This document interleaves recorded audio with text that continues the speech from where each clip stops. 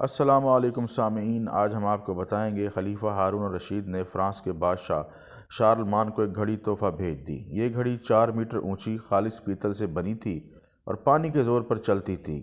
گھنٹہ ہونے پر گھڑی کے اندر سے ایک گیند نکلتی، 2 گھنٹے پر 2 گیندیں اور 3 گھنٹے پر 3 گیندیں۔ اس طرح ہر گھنٹے کے ساتھ ایک گیند کا اضافہ ہوتا تھا۔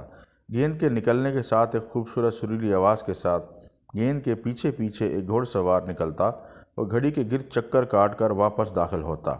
جب 12 بج جاتے تو 12 گھوڑ سوار نکلتے، چکر کاٹ کر واپس جاتے۔ گھڑی کی یہ حرکتیں دیکھ کر بادشاہ شارلمان کافی پریشان ہوا۔ اس نے پادریوں اور نجومیوں کو محل میں بلایا۔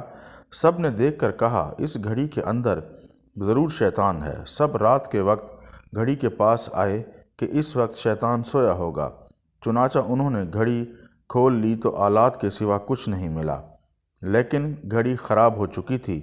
پورے فرانس میں گھڑی کو ٹھیک کرنے کے لیے کوئی کاریگر نہیں تھا۔ شرمندگی کی وجہ سے ہارون الرشید سے بھی نہیں کہہ سکتے تھے کہ کوئی مسلمان کاریگر بھیج دے۔ جب سائنس پر مسلمانوں کی اجارہ داری تھی، اس وقت یورپ سائنس کو جادو سمجھتا تھا۔ شکریہ۔ اس طرح کی مزید دلچسپ معلومات کے لیے ہمارے چینل کو سبسکرائب کریں۔